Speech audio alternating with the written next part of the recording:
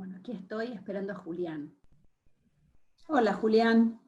¿Cómo estás tanto tiempo? Bien, la verdad que re bien, re bien. Qué sé yo, Bien. laburando, acomodándome a la situación, pero contento. No sé, con muchos proyectos y en Qué desarrollo, bueno. tenía mucho material acumulado para editar. Y Bueno, bueno, ideal. es Situación el, ideal. es el momento más propicio para concentrarse. Así que en los huecos que me da también la Mm. docencia, me dedico a eso, básicamente. Y Y estoy haciendo avanzar. tenés todo el material con vos, digamos. Vos laburás y vivís y tenés todo el material con Mirá, vos. sí, yo en realidad tengo un taller en Paternal, lo que pasa es que estoy viviendo en Congreso, entonces me traje mi Claro, isla de edición para acá, claro. para la casa, o sea que la casa se transformó un poco en estudio también, Mm. y estoy concentrado, la verdad, trabajando, bueno, en una película que en realidad es un poco un desprendimiento del trabajo que hice en móvil el año anterior, el 2018, ahí en el espacio Ujú. móvil en Chela. Sí, en Chela. Era una videoinstalación y tengo mucho más material sobre eso, entonces bueno, estoy tratando de Claro. expandirlo y la verdad que bueno, me vino bárbaro el momento de poder concentrarse y después bueno, no sé, adaptarse un poco a estas modalidades y al nuevo, nada, una nueva forma de vida prácticamente, ¿no? Pero Sí, la famosa nueva normalidad, ¿no? sí, qué polémico el término, pero Un bueno, término extraño, ¿no? Pero no deja de tener cierto sentido también, porque en sí, este momento la normalidad es esta, digamos, y y sí. como viene siendo un poquito extenso, también, bueno, puede llegar a aplicar. En algún sentido entiendo que se llame así, pero es Sí, raro, es todo muy extraño, muy extremo. A la gente le pega de manera muy, muy distinta también. y sí, Eso sí. también es curioso, como uno va hablando a vos, te pregunto cómo estás y bueno, bien, como que le ves el lado, bueno, ok, es lo que me toca, digo, por supuesto no fue elegido, ninguno de nosotros eligió el aislamiento, pero lo estás volviendo productivo, está claro en tu respuesta que le estás Sí. encontrando la beta productiva al momento, pero hay, digamos, no a todo el mundo le pega de ese modo, ¿viste? No, no, ni hablar, ni hablar. Y además a nivel laboral, en todos ha Ni impactado de hablar. una u otra forma. Y después también a nivel, digo, es muy distinta la situación si uno vive en un monoambiente, si vive en una casa grande. Totalmente. Bueno, No, por supuesto. los No, por temas. supuesto. Por supuesto. Hoy me acordaba, o sea, me preguntaba, ¿no? En estos días que sabía que íbamos a hablar, digo, bueno, ¿y dónde fue que yo lo conocí a Julián? O Sí, sea, ¿cuándo fue que yo tuve por primera vez contacto con vos y con tu trabajo? Y me acordé que fue en la Bienal del Fin del Mundo. sí, sí. Me acuerdo que yo estaba como curadora adjunta y bueno, y entre bueno, todos los proyectos que manejábamos, bueno, estabas vos con el peregrino inmobiliario, ¿te acordás? Sí, que es un Un trabajo además proyecto que, muy loco. sí, como, bueno, Alfredo Londaiber en un momento había estado vinculado, creo, y no estuvo en un momento del Alfredo proyecto, puede ser que haya, pero Alfredo finalmente no quedó no participó. seleccionado. Claro, claro. Pero vos sí, me acuerdo que vos Sí. viajaste, vos estuviste allá. No, eh, no, sí fue una experiencia increíble poder llevar el artefacto. Además, de hecho, se diseñó en mm. esa ocasión, digamos, se pudo producir en el contexto de la Bienal y lo llevamos hasta allá, que fue una locura. Me acuerdo que Eso fue llegó. una locura. eh, La logística de esa bienal fue una locura. Pero fue como alucinante ir para atrás y decir, pero ¿dónde fue que yo tomé contacto con la obra de Julián? Y nada, eso, simplemente porque me lo pregunté y dije, bueno, se lo voy a compartir para ver Sí, eh, sí, sí, sí, y a, sí. a partir de ahí, igual vos ya venías con ese proyecto, ¿no? Ese proyecto No, tenía, o fue la no. primera, o sea, fue la primera vez que se hizo y, o sea, de hecho el personaje, el actor fue un actor de Ushuaia que interpretó el personaje, como que hizo la performance en ese momento y después cuando empecé a hacer acciones acá en Buenos Aires lo hice con otro actor, o por razones obvias, Claro, pero el artefacto se diseñó, digamos, lo diseñé para esa. para esa De ocasión en hecho, particular. fue increíble porque me costó muchísimo porque también se confirmó medio cerca de la fecha y tuve que buscar un taller que pudiera realizar el cuadro. Bueno, era un tablero, ¿no? Montado sobre una Sí, bicicleta. era un tablero montado sobre una bicicleta, y este personaje recorría Sí, era una diferentes especie como... de diseñador de paisajes y como una especie de urbanista, pero que al mismo tiempo ocupaba los espacios de una forma precaria. Era medio paradójico en sí mismo y bueno, pero sí, el diseño, todos los dibujos se hizo para esa ocasión, para la Bienal. La verdad que fue genial. ¿Registros de la acción tenés vos? ¿Guardaste Sí, sí, registros? sí, sí, tengo el video que estuvo en la Bienal está, y tengo, sí, no, soy bastante prolijo con la documentación, Esto está tengo bien, todo, sos prolijo con el trabajo, está bueno. tengo No, todo. porque ahí ya parecía algo que yo te comenté que tenía ganas de preguntarte como medio un disparador para empezar a charlar, que es que como que se ve en general en tu trabajo, por supuesto que no es lo único, pero es como un denominador común o algo fuerte que aparece, que es el tema del espacio público, digamos, ¿no? Ujú. Como que tenés una mirada dirigida hacia ahí, con una sensibilidad también bastante particular. Se ve un poco ahí en el proyecto de la Bienal del Fin del Mundo, pero también se ve claramente en el libro, digamos, y en la obra sobre el Parque Rivadavia, o en Cuerpo de Letra, pero también en tu documental sobre la Salada, ¿no? Hacerme feriante. Es como que cada vez que yo disparo y pienso en tu trabajo, como que lo atraviesa de alguna manera el espacio público de diferentes modos, desde diferentes ángulos, pero como que evidentemente es algo que a vos te interesa, Sí, ¿no? sí. Como es algo que lo tenés como medio internalizado y que te aparece, ¿no? De una manera, para mí, por lo menos desde afuera, se ve bastante fuerte, bastante claramente. ¿Vos eso lo reconoces o... Sí, sí, lo reconozco y a medida también que empezó a ser reconocido o que empecé a entender que era una situación constante en mi trabajo y que empezaba a aparecer, también fue algo que empecé, bueno, a reflexionar a su vez, ¿no? Obviamente a empezar a leer mucho sobre el tema o a seguir artistas que trabajasen también sobre el tema, colectivos, grupos, acercarme un poco por ahí a disciplinas más del diseño, la arquitectura, el planeamiento, la jardinería, el paisajismo. O sea, son todas áreas que a mí me interesan de alguna forma y un poco también, bueno, el peregrino inmobiliario, aquel tenía un poco esa idea también de llevar al extremo esa paradoja que tiene un poco las tareas del diseño, que en general, bueno, tienen esa cuestión de la planificación previa y después la constatación del proyecto en las condiciones La materiales. realidad, claro, Y claro, siempre hay algo, hay una medida que se pierde básicamente entre el absolutamente. proyecto y la materialización. Y en esa fisura, digamos, en esa fractura, siempre suceden cosas interesantes, digamos. Bueno, Incluso los por proyectos ejemplo, arquitectónicos. Antrópolis también tiene que ver con esto. Tu proyecto que Sí, hiciste para Tecnópolis, digamos, porque ahí también hay como un diseño claramente, ¿no? Y eso que queda como por fuera del proyecto Ujú. original, ¿no? Sí, Antrópolis fue muy especial porque, bueno, porque prácticamente se metió además dentro de un proyecto que era muy grande.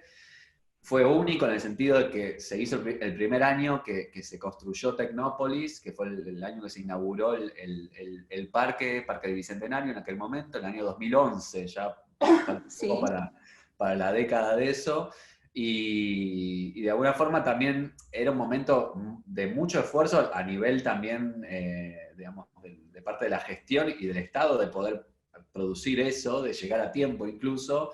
Y sí. era un proyecto ideal que también me parece que era un acuerdo que nos servía a todas las partes de poder hacer algo así.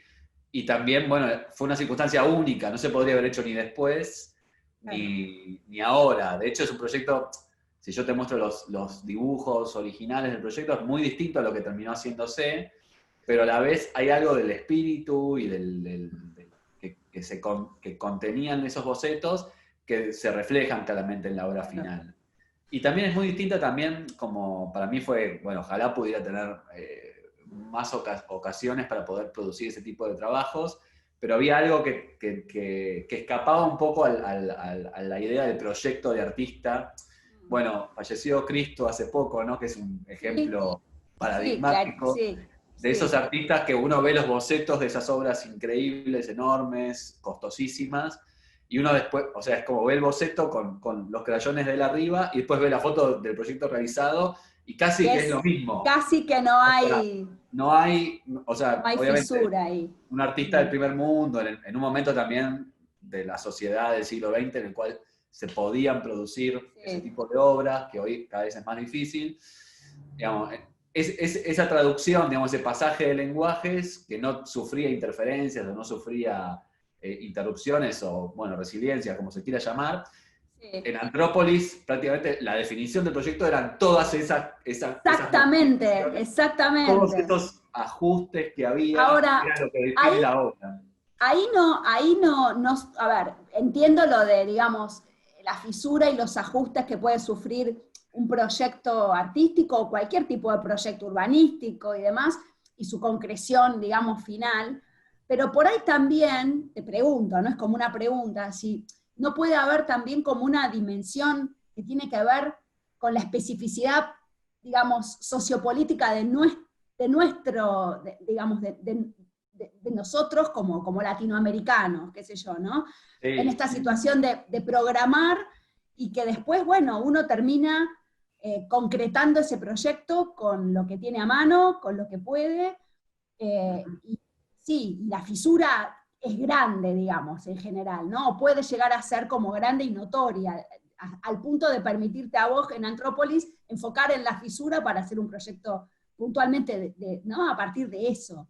Sí, sí. No, bueno, el contexto sí, latinoamericano es muy particular y también me parece que, bueno, por eso uno termina admirando por ahí los artistas que son genuinos de ese contexto y por ahí no admiramos tanto, o por lo menos en mi caso, a artistas que en realidad son artistas del primer mundo trabajando en el contexto latinoamericano, con recursos que tienen más que ver con otro tipo de escalas, digamos.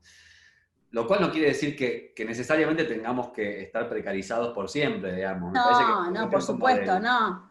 es una cuestión más que nada de economía, digamos, de la economía de recursos y de estar en una escala y de entender también las formas y las informas, por decirlo, de forme, que por eso, bueno, en ese sentido, el trabajo de la salada fue muy importante para mí porque justamente no hay nada más de la economía informal, la economía popular, como se empezó a llamar por fortuna a nivel incluso oficial, que también surgió después del trabajo, digamos, que empezó a hablarse de la economía popular propiamente. Pero todas las formas de organización esas son muy autogestivas, digamos, y tienen mucho que ver con las colectividades y con otro tipo de organización que no son las propiamente formales, oficiales del shopping, del mercado, digamos. Como claro. no Otra forma de ocupar el espacio público también. Ahí de vuelta aparece, digamos, ¿no? Una oportunidad, una necesidad, y la gente que se autogestiona y se autoorganiza, y bueno, y ya, no mucho Totalmente. más que eso. Sí, de hecho, ese proyecto, bueno, esa película surge de una investigación que se hizo con un colectivo de gente que trabajamos para una muestra llamada Post-it City, que llegó a Buenos Aires en un momento, no sé si la recordás. Se hizo vagamente. En la Casa de la Cultura, en el subsuelo, que era un espacio increíble, que lástima que no se pueda seguir. Alucinante ese espacio, usando. Sí. Un espacio muy, muy hermoso, se hizo ahí la muestra, que eran todos casos de justamente, ellos lo llamaban, el curador Martí Peránera, lo llamaba para arquitecturas, digamos, justamente con esta idea de arquitecturas provisorias, inestables, que se, digamos, depositaban en la ciudad más formal, ¿no? Bueno, la salada en su momento surgió como un tema excluyente en el grupo y a partir de ahí empezamos a ir y bueno, a aprender muchísimo también, ¿no? De esos no, contextos. es fascinante, ese documental tuyo es alucinante, es muy interesante. Es muy interesante cómo especialmente vas como desovillando la historia, ¿no? O sea, eso ya yendo a tus recursos narrativos, ¿no? Pero yo cuando la vi, me acuerdo que me pareció como sumamente interesante eso, no arrancás contando algo de manera tradicional, es como si si vos hubieses tenido todo lo que querés contar, el ovillo, ¿no?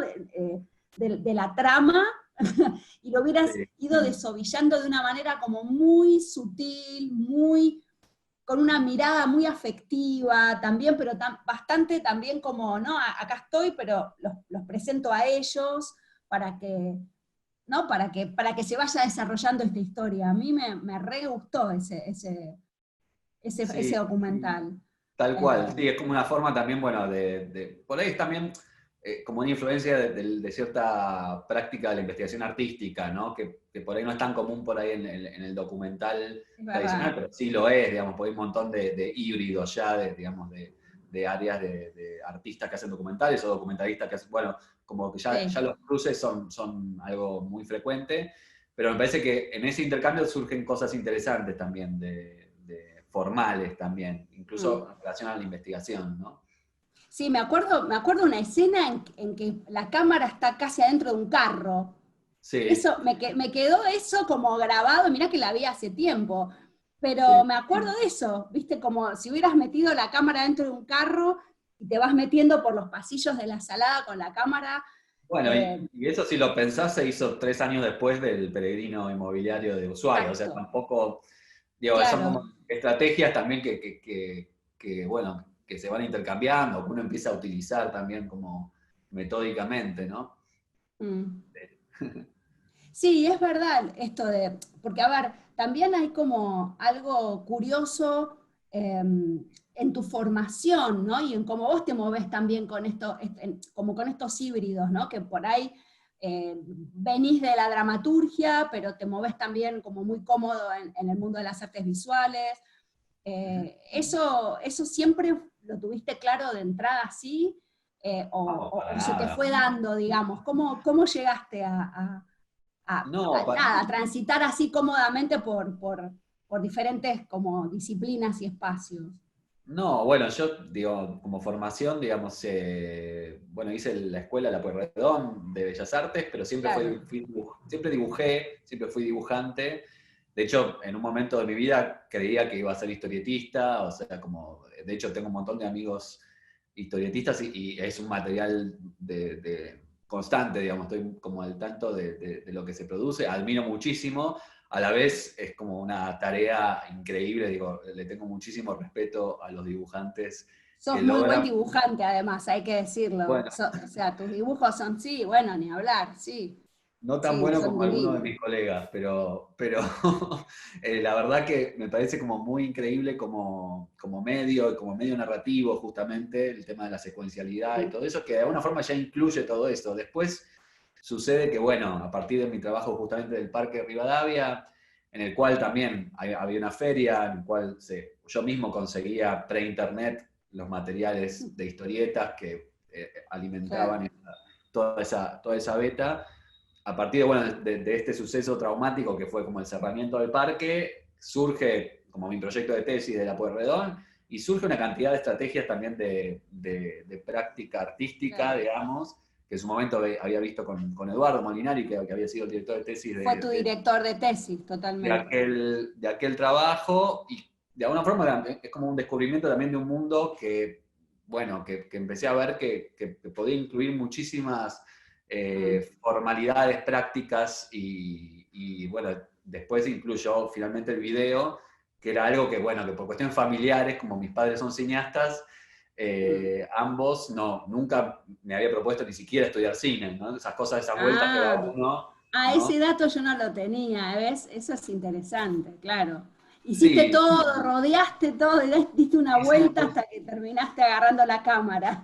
hice el rodeo más largo que pude para finalmente llegar. Claro. De hecho, el primer trabajo que hice en video, que es un corto que se llama Condominio, que está disponible en 2003, está hecho de Mm. fotos fijas sobre unos halls de edificios detenidos, bueno, en relación a justamente, la idea era justamente, era muy plástico y era no usar una cámara de video, era hacer algo con la cámara más rústica que tuviera y bueno, también a partir de ahí empecé igual, digamos. Fue algo, también un lenguaje que para mí era muy natural usar, digamos, ¿no? Sí, Y después, claro. bueno, La Salada también, digo, Hacerme Feriante es una película que casi que apareció en el camino, digamos, de la práctica, bueno, tengo que hacer, es casi como un designio, tengo que hacer esta película, digamos, porque era Claro. algo que sucedió en el enclave de cosas. Y a partir de ahí, bueno, ya fue un lenguaje que empecé como a explorar y que me empezó a interesar muchísimo. Que bueno, Cuerpo y Letra también es una Sí, película que sí, aparece también un poco desprendimiento de Antrópolis. O sea, en realidad como que todos los claro. proyectos de Claro, largo. van como desprendiéndose cuestiones e intereses y cosas que, claro, Sí, en general son proyectos grandes, pero que terminan como cuestiones que no terminan de poder de desarrollarse en otro tipo de lenguaje, claro, terminan, bueno, volcándose en... a un Bueno, Cuerpo y proyecto Letra, nuevo, digamos, claro, claro. sí, Cuerpo y Letra me pareció eso en el sentido cuando en Entrópolis trabajé con algunos chicos que hacían pintadas políticas, me pareció increíble, bueno, y empecé a entender un poco el mundo, siempre me interesó la gráfica, bueno, en un momento me parecía que ahí había una película, digamos, era algo que había Sí. que hacer. Bueno, ahí otra vez el espacio público, ¿no? Y te También. vuelvo, digamos, a ese punto, porque realmente es algo que atraviesa todo tu trabajo, Julián. Desde, no sé, desde Parque Rivadavia, cuando te lo cierran y te lo amurallan todo para remodelación, y vos venís con, digamos, planteás esa cuestión de que, bueno, de que, qué pasa con la energía del parque, hacia dónde se desplazaría ficcionalmente, ¿no? Esa energía, y bueno, Totalmente. ahí haces todo el proyecto, pero ¿por qué pensás vos que el espacio público atraviesa así tan fuertemente todo tu trabajo, o gran parte de tu trabajo? No sabría ¿Qué ves yo, ahí? no sabría decirte cómo hacer una explicación. Fui poco a terapia, así que tampoco la tengo muy analizada. No, de terapia no, Pero, explicación, pero digo, es como, porque, a ver, lo que te permite de alguna manera mirar o focalizar o abordar el espacio público, que también se ve en tu trabajo, es como poder hablar o poder articular como cierto discurso poético político de una manera bien interesante, digamos, porque si el espacio público, bueno, inevitablemente lo que tiene es eso, son tensiones, fricciones, fuerzas, el espacio público ¿no? Digamos, se ocupa, el Estado obviamente también interviene, ahí aparecemos todos, digamos, los sujetos como ciudadanos, desde un lugar más legal o más marginal, y todo eso aparece en tu trabajo de alguna manera también. O sí, sea, hay sí, como un discurso, y digo poético, político, porque no lo haces de manera panfletaria ni explícita, ni mucho menos, lo haces desde un discurso artístico, pero es político, digamos, también tu trabajo. Hay una dimensión política en tu trabajo que queda bastante clara también. Y a mí me parece que el espacio público te fue permitiendo articular todo eso, digamos, porque pasa todo ahí, ¿no? O sea, sí, sí.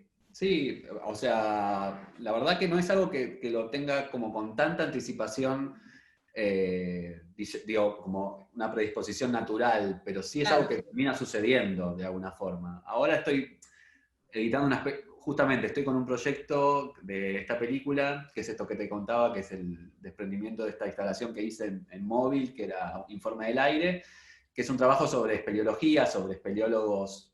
Empecé a trabajar con el grupo espeleológico argentino acá que son de acá de Buenos Aires, que son estos exploradores de cuevas y cavidades naturales. Con los cuales hice varias exploraciones y de alguna forma lo que me está interesando este proyecto que de alguna forma me saca del espacio urbano, ah, te por una, lleva, claro, me lleva a otros lugares, pero de todos modos también hay cierta situación también de marginalidad justamente de lado B espacial, digamos, en relación al espacio, que sí se mantiene, digamos. El espacio público lo que tiene es que de alguna forma configura, uno puede leer claramente una cantidad de cuestiones formales que tienen que ver con la organización de la sociedad claro. de una forma muy de primera mano, digamos, muy clarificadora, digamos, muy Mm. transparente. Ahora, por ejemplo, no sé, lo que está pasando también es esta situación de adaptación de la ciudad a estos protocolos nuevos que empieza a haber de movilidad y de distanciamiento, bueno, y cómo el Estado o la gestión, digamos, de la ciudad tiene que empezar como a delimitar esas cosas, son recursos formales, digamos. Es muy loco Claro, como no sé, cómo se han apropiado del graffiti, por ejemplo, para marcar en las veredas, en las calles, lo que era claro, el street art, lo que eran las claro, lo técnicas, que era el street art ahora está, claro, lo, como recurso, lo que era el stencil es utilizado, comunicación. claro, de alguna forma, bueno, es como esa profecía situacionista que decía que todos los signos pueden ser usados para todos lados, digamos, como que son Sí, intercambiables. O sea, sí. y hay algo de eso que sigue sucediendo, digamos, ¿no? En ese sentido, bueno, es interesante ver también en qué momento se usan determinadas cuestiones y cómo se Mm. apropian. Y por eso ¿Para qué, también, no? Mm. y por eso, en relación a lo que decías también a lo panfletario, etcétera, como bueno, me interesa como ese borde en el cual la transparencia también se vuelve un poco más compleja, digamos, no es tan clara la situación. Por ahí también pasó un poco en La Reemplaza, en la obra que hicimos en la Bienal de Performance el año pasado, que justamente era un recorrido y en el recorrido en el Parque Rivadavia, que era un territorio muy conocido, en el cual se iban incorporando actores y en los cuales todo el tiempo aparecía esta situación, si bien en ese momento el parque estaba sufriendo otra nueva remodelación, otra nueva regulación, digamos, en relación a la feria de libros, que surgió este conflicto de que querían abrir la Sí, calle, etcétera. Nosotros incorporamos un personaje en este recorrido.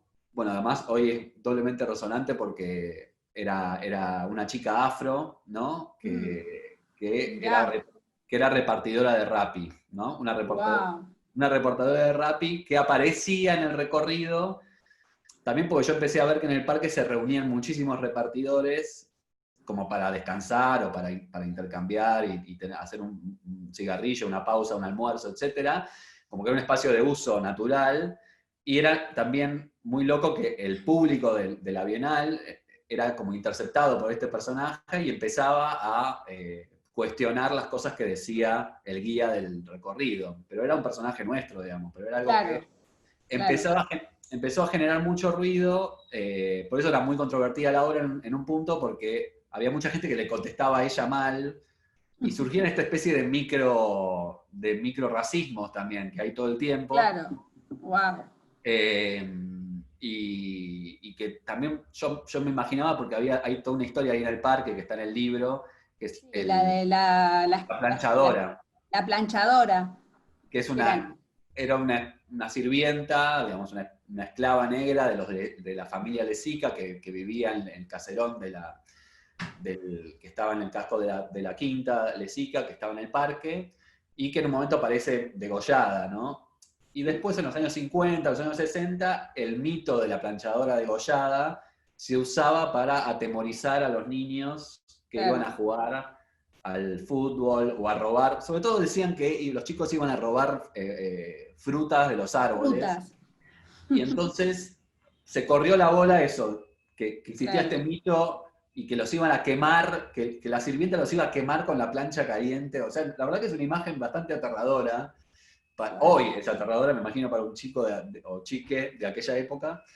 Como esta idea de que te quemen con la plancha. Quemen, Y entonces en ese momento yo decía, bueno, armemos para este recorrido de la Bienal un personaje que sea como que funcione como aquel, como una especie de subalterno. Me puse a pensar cuál sería hoy el subalterno, el último orejón claro. de la sociedad, y me parecía perfecto. Bueno, un repartidor, digamos, Repartidor. la más. Totalmente precarizados, que no tienen ningún tipo de, sí, sí, de Y protección además, laboral. mujer y afro, Y digamos. Bueno, negra. entonces, por suerte dimos con Ana de los Santos, que es una chica que además es activista, bueno, le súper enganchó el personaje y lo hizo muy bien, porque Sí. además justamente marcamos o exacerbamos que cuando el guía hiciera como el recorrido histórico y hablara de los de Zika, como con cierta nostalgia de esa clase Claro, que ella perdida, interviniera con, claro, ella intervenía y alguna gente la callaba, le decía, no, pero déjalo terminar, y en realidad lo que le decía era súper pertinente. Bueno, ese era un poco el diseño de la caminata. Bueno, pero ahí aparece también el espacio público, ¿no? Como un territorio súper sensible y súper rico, en donde todas estas fuerzas y opiniones distintas y tensiones están ahí como vista a flor de piel, digamos. Si vos vas a señalarlas o pones un poquito de presión acá, surgen, digamos, es como un territorio muy, muy interesante para laburarlo desde proyectos como los tuyos, digamos. Está Sí, todo ahí, está todo ahí. sí, es muy interesante también, es como un poco la coloquialidad de la charla de la fila de la panadería o de la fila del banco, esas charlas casuales entre vecines que terminan surgiendo como cuestiones un poco, a veces, que tienen que ver con estas microideologías por ahí, como cuestiones o prejuicios que de alguna forma hablan muchísimo de la sociedad o de eso, del lugar que ocupa cada uno en la configuración del espacio público. Y un poco, eso funcionó muy bien, la verdad, fue muy exitoso de la performance, pero a la vez era poco catárquico, porque no había uno no, justamente hablando de esto que vos decías de lo panfletario, justamente uno no se iba de la performance como, al contrario, te ibas un poco angustiado, porque era una especie como de puesta en relieve de todas esas tensiones que había en el espacio público. Me estabas contando de la perfo eh, y de esta cuestión, digamos, de esa dimensión política que aparece en tu trabajo, que no es explícita ni panfletaria, pero que aparece en relación al personaje de esta chica, digamos, de la repartidora de Rappi. Sí.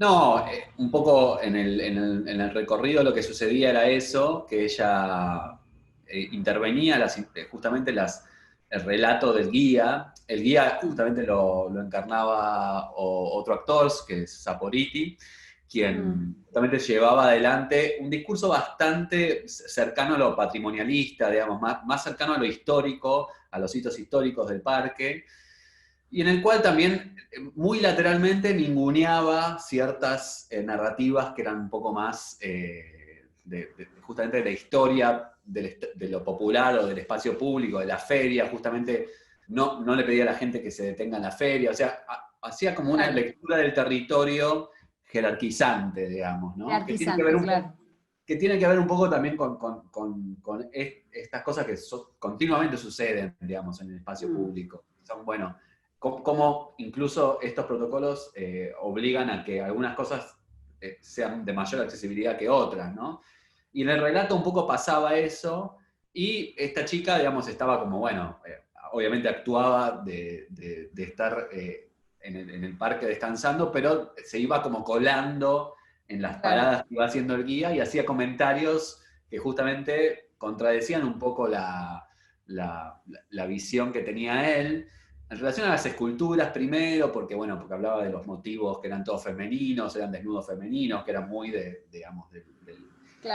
el monumento era de Fioravanti, era muy de la época también, bueno, la cosificación, bueno, primero hacía como intervenciones que eran por ahí de cierta cuestión más racional, de discurso más racional, pero después lentamente se iba metiendo en la cuestión racista, y esto explotaba, o digamos, generaba como un conflicto más evidente en el momento que se detenían en un póster en el cual se rememoraba el evento conflictivo entre tribus durante un recital en el cual había muerto un skinhead que algunos tenían su puesto en la feria, ya no están más, pero eso generó como justamente una discusión mucho más relevante. Acalorada.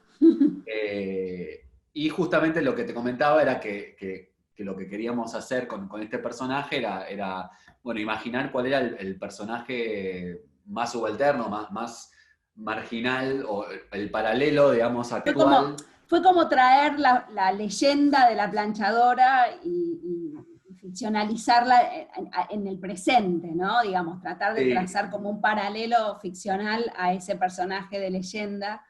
No, incluso como cierta cosa folclórica del barrio que normalizó esta leyenda de la planchadora, de la sirvienta negra, que además con todos los clichés, ¿no? Que tenía un cuerpo voluptuoso, que había tenido una historia con uno de los hijos de los Lezica, todas cuestiones míticas o mitos barriales que apuntan a cierta también como microracismos que son acumulativos, digamos, ¿no? Y que de alguna forma explotaban en el momento de esta discusión sobre los skinheads, y ella de alguna forma terminaba como, en el recorrido de la caminata, terminaba derrocando el punto de vista del guía, quien a su vez también era muy resistido, digamos. El guía también, parte del público lo defendía, parte del público le parecía mal, o parte del público reaccionaba como indignado, como diciendo, no, pero esta obra es de Julián, y como creyendo que tenía que ser de otra forma la obra, en ese sentido por ahí como que sea más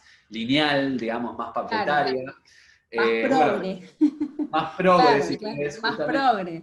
Que justamente ese era uno de los temas también, como en el espacio público justamente no se da una lectura tan lineal de las situaciones, de las tensiones. Justamente por eso las tensiones permanecen y conviven. Claro, ¿no? Exactamente. Porque hay momentos que obviamente explota la cosa, como sucede con los grandes conflictos, pero son momentos como muy contados, digamos, ¿no? Siempre hay una especie de tensa armonía que lo que hace es apagar esas tensiones. Sí, va como, sí, totalmente, va ahí como surfeando la tensión hasta que, sí, totalmente, después, hay picos, pero... Totalmente.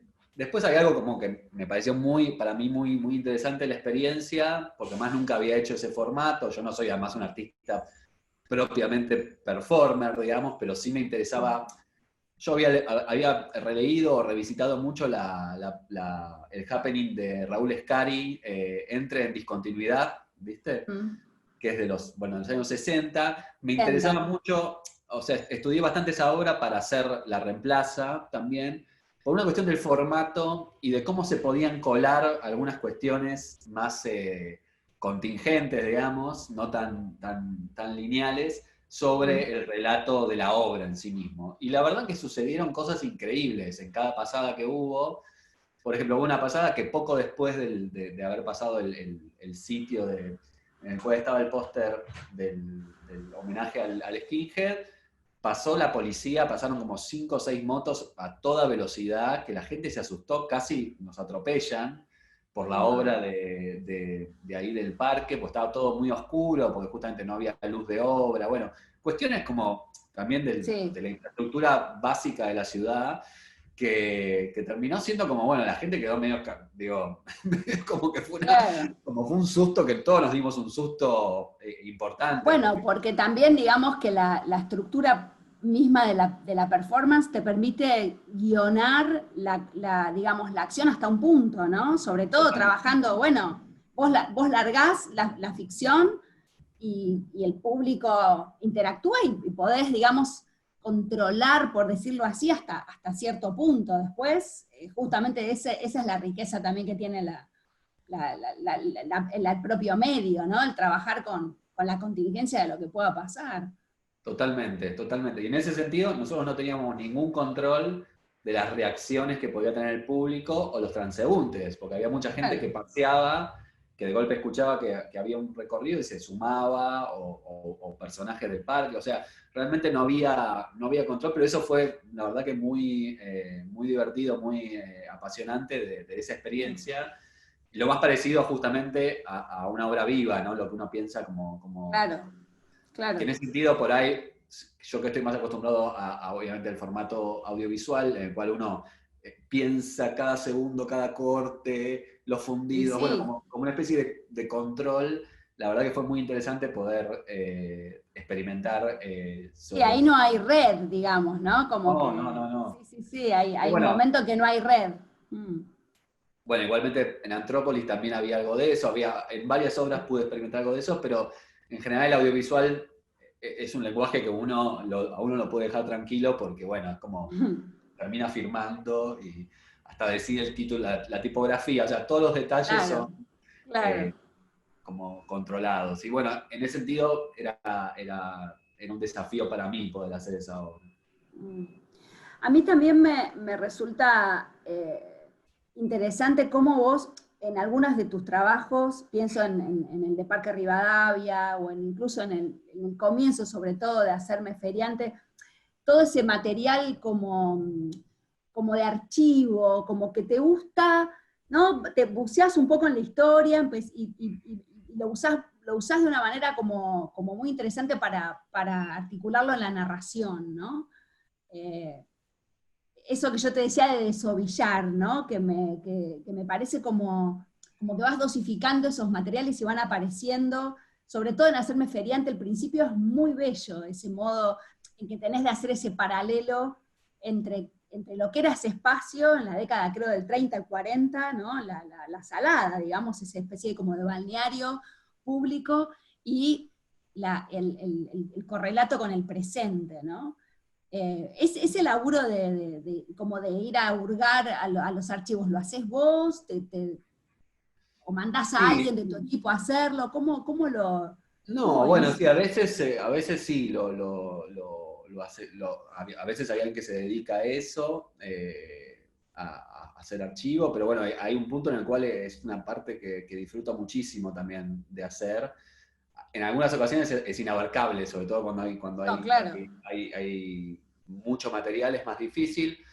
El caso de la Salada, bueno, también había material, pero poco. De hecho, al día de hoy yo sigo ciertos grupos de personajes que por ahí participaron de la comunidad de la Salada y al día de hoy aparecen o suben fotos de época que son geniales, que yo digo, uy, si lo hubiera tenido, lo Si hubiera lo subido. hubiera tenido, claro. Claro. Pero bueno, sigo guardando mis carpetitas, ¿no? Bueno, hay como una especie de metodología que la tengo internalizada de ciertos lugares, de ver cómo van surgiendo esos registros. Eso me encanta, digamos, casi como una cuestión también sí, de ocio, te diría, como más de un Sí. disfrute, de un goce que pasa por otro lado, no tanto, no es que esté pensando en la obra todo el tiempo, No, sino más. no, claro, claro. Pero sí, digo, me encanta participar y los archivos en sí mismos son, bueno, como una.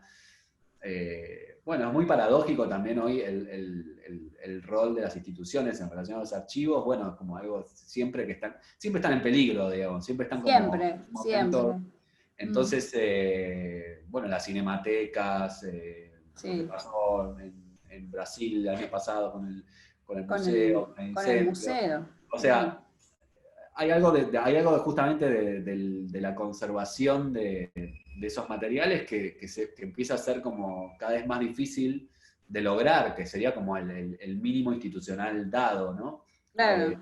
¿Y También eso es un.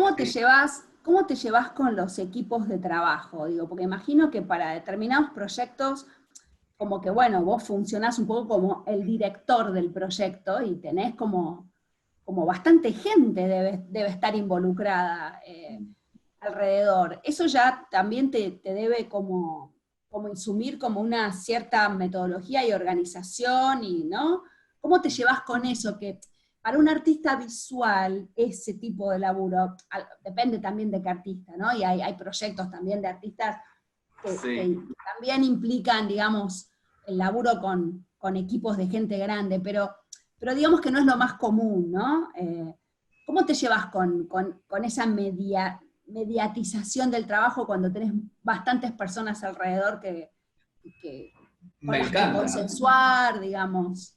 Me encanta la situación grupal o colectiva de trabajo, me parece muy única y hay veces que es la única forma de producir determinadas obras, digamos. Sí, Por ahí claramente, sí. es muy distinto en cada proyecto qué tipo de equipo se necesita, ¿no? Como, bueno, qué necesito, qué puedo diseñar, digamos, como equipo, cuáles son los mejores jugadores para eso. Son decisiones y también con quién uno quiere dialogar también, porque eso también es la forma de poder Sí, fabricar un diálogo interno que sea útil y que tampoco sea cómodo, porque también hay una situación a veces de un poco de complacencia, ¿no? De algunos artistas, bueno, decir, bueno, no, necesito a alguien que. No, para mí es interesante realmente el diálogo en esas instancias, sobre todo en proyectos que involucran a comunidades o mm, situaciones complejidad de lectura, de temas. Sí, como puede ser Cuerpo de Letra, por ejemplo, digo, Sí, imagino que debe haber sido bastante complejo también filmar esa película, digo, trabajar, sí, sí, alucinante por un lado, pero complejo, digo, incluso riesgoso también. bastante Eh, riesgoso. sí, Sí, se sí, sí. siente eso cuando uno la ve, o sea, Sí, la peli, ¿no? sí, Eh, bueno, mucha exposición. Básicamente, o sea, lo que teníamos que hacer, que bueno, en relación justamente a la pregunta del equipo, tuvimos que organizarnos una especie de brigada paralela a la que tenían claro, los trabajadores de las pintadas. Entonces, así como ellos tenían su camioneta con sus materiales, su tal, sus ferrites y materiales, pinturas, rodillos, nosotros teníamos que armar nuestra propia camioneta para seguirlos, para tener nuestras cámaras, nuestros dos equipos y materialidades para poder abordar la situación. Y además está la velocidad de ellos, que era lo más difícil, era sí, poder también por eso también, ese es bueno, siempre aparece por ahí en las charlas que tienen más que ver con lo audiovisual, que es justamente, bueno, cómo filmar esta película, una película que, como que es muy difícil de hacerla en plano fijo, incluso como esa idea, bueno, ¿no? Del director que dice, bueno, ahora entren ustedes, esperen un claro, poco, no no hay salir, forma. como una situación que justamente no pasaba por ahí, e incluso ante la posibilidad de poder tener cierto dominio de algunas situaciones, incluso cuando lo tuvimos, porque hay una toma que hicimos desde una terraza, que siempre como que la soñaba, la tenía dibujada, la quería hacer, y el día que lo hicimos, estábamos esperando, justamente habíamos como convocado a varios grupos para que vinieran, y bueno, fue un día que pasó algo, hubo más trabajo, etcétera, vinieron solamente dos, y Claro, le hicimos con ellos como pudimos, claro, como se podía. después hicimos un trabajo muy quirúrgico con Matías y Acarino de poder repetir a los personajes en el plano y poder como generar Claro. como esa idea de masividad dentro del plano, pero también, bueno, producto de mucho, de trabajar con, bueno, con esas materialidades, digamos, ¿no? No es, digamos, no era algo muy, bueno, justamente además, un punto de vista lejano, la misma General Paz, que era el límite con El el límite, claro. escenario, es un espacio que es imposible cortar el tráfico, digamos, o carísimo, digamos, ni siquiera estoy hablando de una producción mediana, ¿no? Estamos hablando de poder conseguir un permiso oficial para poder hacer eso. Bueno, todas cuestiones que de alguna forma condicionaban y también definían o empujaban a una forma de hacer, digamos, una forma Claro, de claro. trabajo que era la única, digamos, o se hacía así o no se hacía, digamos, ¿no? Que a No se veces hacía, tal cual. ahí volvimos, bueno, ahí volvemos un poco al contexto por ahí más latinoamericano de, Exacto. de trabajo también, ¿no? Sí, o sea, tu proyecto o cómo pensaste la peli originalmente, y bueno, y la peli que realmente después podés filmar, ¿no? La que realmente podés hacer. Eh, Sí, o por ejemplo el final de la película, que es cuando ellos van al cuarto oscuro a votar, también fue una aventura porque era elegir, investigar cada uno de ellos dónde votaba, coordinar el horario para que porque era un solo día que se hacía eso, entonces claro. coordinar cada uno, interceptarlos para darles una cámara para que entrasen al cuarto oscuro con la cámara.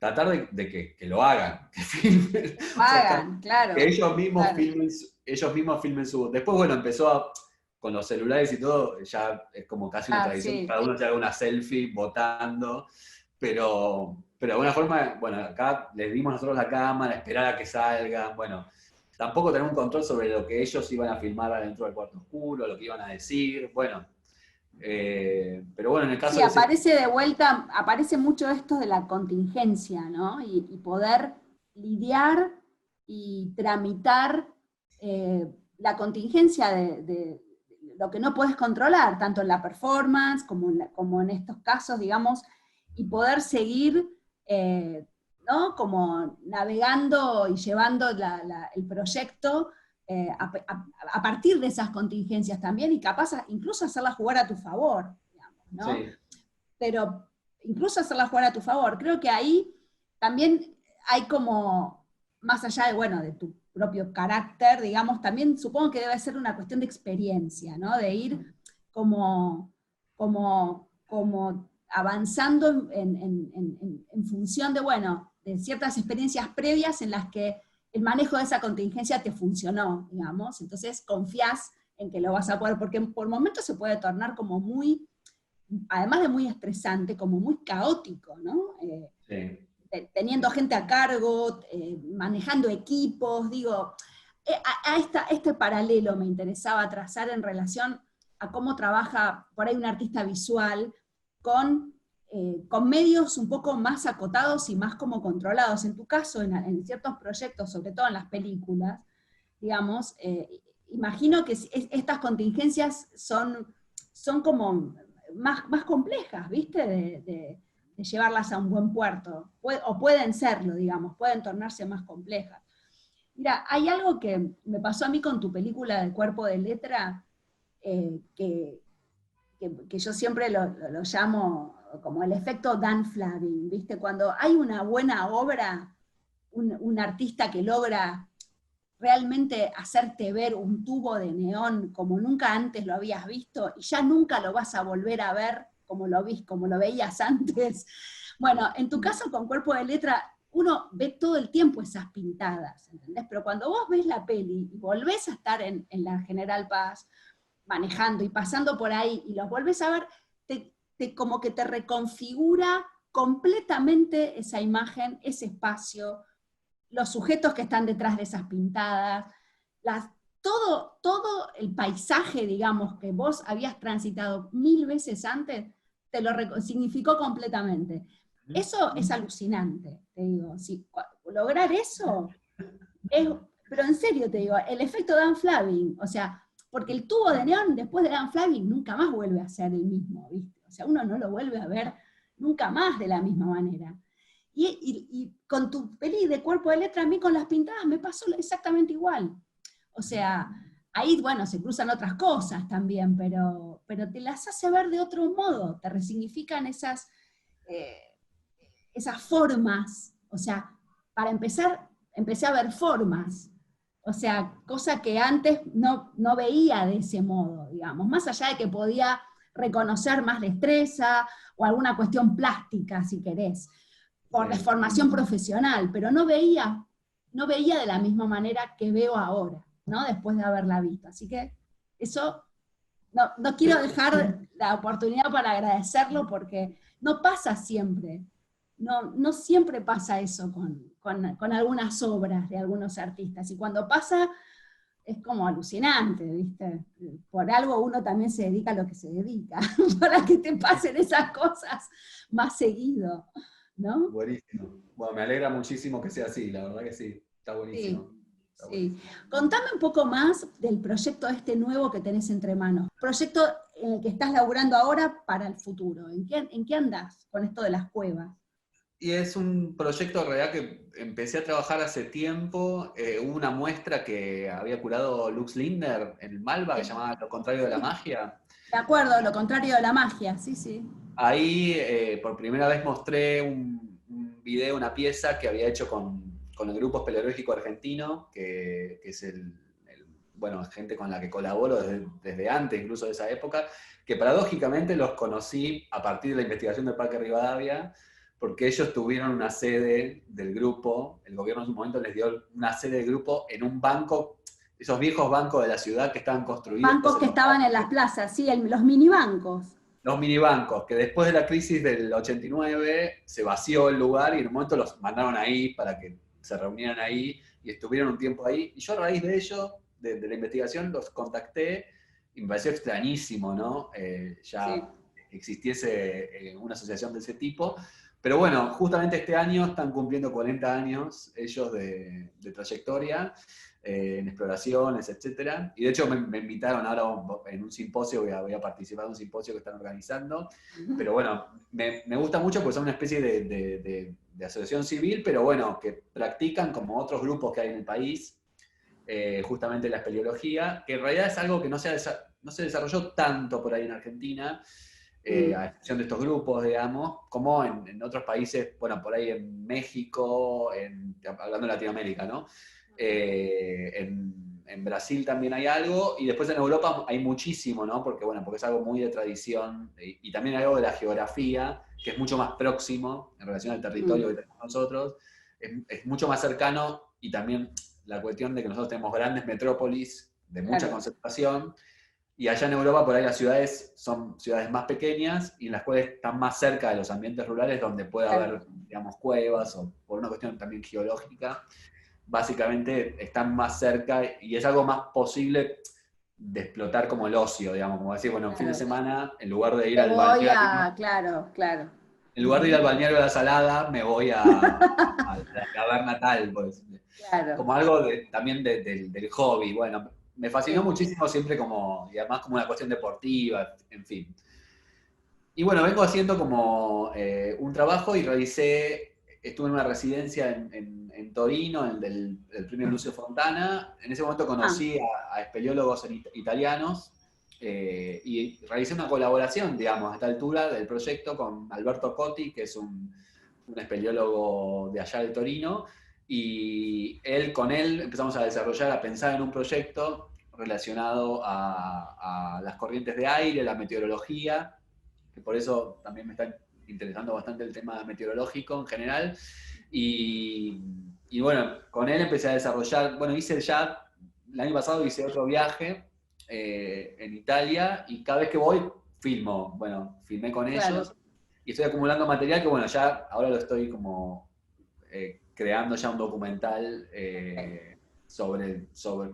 digamos, bueno, es más difícil de explicar porque todavía está Todavía en lo tenés. No, no, pero está bien, era solo para. ahora, bueno, vamos a ver, digamos, con toda esta situación, todo está un poco frenado, pero me imagino Sí, que hacia fines de año o principios del año que viene ya estará terminándose, espero. Es un proyecto que claro. tengo hace mucho tiempo, digamos. De hecho, antes de terminar Cuerpo de Letra ya había empezado a filmar esto, o sea que Ah, ya mirá, es la claro. hora es la hora de Es estar, la hora de darle, de poder ir dándole un cierre, está bien. se está Ir haciendo un poco largo, pero redondeándolo. bueno, hoy la verdad que desesperarse o ponerse ansioso en este momento es No, no tiene lo peor, sentido. Che, es lo Julián, ¿y peor. seguís dibujando, por Sí, sí, ejemplo? sí, sí, sí. ¿Sí? Sí, el lenguaje del dibujo es algo que me Te encanta y acompaña, digamos, eso. por suerte ahora, en estos tiempos pandémicos, pude volver más y también a Mm. partir de tanta comunicación virtual, es algo que, sobre todo en los grupos grandes, empecé a dibujar mientras hablábamos, también por una cuestión. Ah, mira. Y nada, sí, volví a los blogs y bueno, sí, pero igual siempre dibujo también para proyectar o pensar cosas, siempre estoy...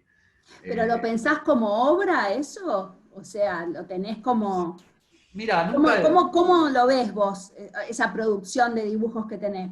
O sea, si alguien viene y te dice, che, te quiero invitar a exponer, o sea, vos, eso vos lo ves como algo, como obra, Sí, ¿funcionaría de esa manera? ¿Funciona para vos así? para mí lo veo siempre como en un sistema de materialidades, digamos, ¿no? Ok. O sea, pero sí me considero, digamos, un dibujante, digamos, Mm. pero no sé tanto como la idea, más que nada por ver cómo practican por ahí el dibujo muchos artistas, que es más como justamente el dibujo en sí mismo como un proyecto y como un Ujú. proceso de desarrollo al cual le tengo mucho respeto como práctica No, y claro. no podría, no podría equipararlo. Lo mío es un poco más juguetón, si querés, más... Sí, pero eh, más libre también, más, bueno, más también por ahí relajado, más sí, descontracturado.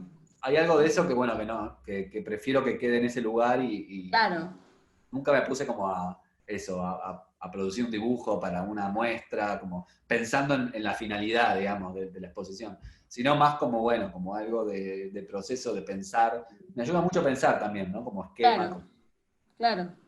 Sí, claro, claro. A Y mí me bueno, gustaría en algún momento, así, lo tiro como, porque te lo comenté de hecho cuando hablamos, pero me gustaría esto, o sea, ya como para ir cerrando y para, para como eh, aunar un poco con el principio, ¿no?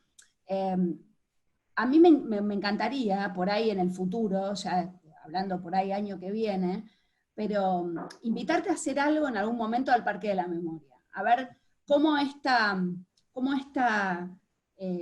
mirada tuya al espacio público se vuelca en algo X, ya veremos, en ese espacio que es público, pero que también tiene como, bueno, una particularidad también bastante específica, ¿no? Sí. Así que nada, te dejo la Encantado. invitación en algún momento para algún, sí, qué sé yo, cuando se pueda, nosotros estamos cerrados, digamos, y no tenemos fecha de reapertura hasta el Claro. momento, pero no sé, cuando empecé a revisar tu laburo y, bueno, y pensaba que íbamos a tener esta charla, me imaginaba, bueno, cómo sería algún proyecto de Julián, cómo abordaría Julián, digamos, este espacio público, ¿no? O sea, nada, y que me quedó ahí, así que bueno, en algún momento estaría bueno. Me encanta y además me encanta la propiedad que tiene, bueno, más allá de un sitio de memoria tan importante que tiene la ciudad. Me gusta mucho el espacio aéreo que tiene y el espacio subterráneo de exhibiciones es precioso también, digamos, como que hay algo, digo, bueno, siempre me parece una obra muy, muy, muy bien. En relación a justo esto que hablábamos de la A la planificación, urbanización, bueno, y sí, eso verdad- tiene responsables verdaderamente, con nombre y apellido. Ahí tienen responsables con nombre y apellido, que son, bueno, el estudio de Baudisson, el Stat y Varas, con Ferrari y Becker, digamos, son un estudio que en su momento ganó el concurso para arquitectónico, ¿no? Para hacer el diseño arquitectónico y de paisaje del parque, y la verdad que está muy bien logrado. Es sí. absolutamente Y después, bueno, no cierto eso que sé, decís. ese Norberto Gómez, que es espectacular, y otras obras que son también muy buenas, ¿no? Bueno, Octavia Fontes, digo, hay obras que se han transformado como en íconos también de la ciudad Sí, de la y de la, ciudad. y de la memoria, que Sí. bueno, que la verdad que es un espacio muy, muy interesante. Y Sí, pero siempre a voy. ver, ahí podés pensar algo el día de mañana para la sala, para el espacio exterior, eso se verá, pero bueno, eso, me vino esa pregunta, digo, ¿cómo lo abordaría Julián este espacio en particular, el espacio público en este contexto, ¿no? Eh, Ahí donde dialoga el monumento con el paisaje, con el río, con las obras de arte, bueno, es interesante cómo, porque bueno, es cierto que es un parque que está enrejado, digo, vos tenés que entrar al Parque de la Memoria, ¿no? O sea, tenés que llegar incluso, no es que tampoco no está dentro del tejido urbano más urbano, sino que está un poquito como desplazado, ¿no? Porque bueno, tiene al Río de la Plata como referente simbólico, por eso claramente está ahí, ¿no? Pero, pero tiene también como un funcionamiento interesante con el público, Sí, como sí. espacio público en sí, ¿no? Los Eh, pescadores, todos los pescadores que hay ahí. Bueno, claro, y con esa parte de la ciudad, con la universidad, digamos, ¿no? Bueno, nada, sería como algo interesante para que una mirada como la tuya estuviese ahí como me investigando un encanta, poco qué pasa, digamos, ¿no? me encanta. Bueno, tomo el desafío Dale, dale, para para cuando se pueda, en algún momento lo hablamos. Me encantó volver a verte, me encantó volver a enterarme en qué andás, revisar algunas de tus cosas para charlar con vos. Y bueno, nada, gracias. buenísimo, Florencia. Gracias. Bueno, gracias, gracias por la invitación. Gracias a vos, un placer. Seguimos. Realmente un placer. Chao. Chao, Flor, nos vemos. Gracias. Chao, chao.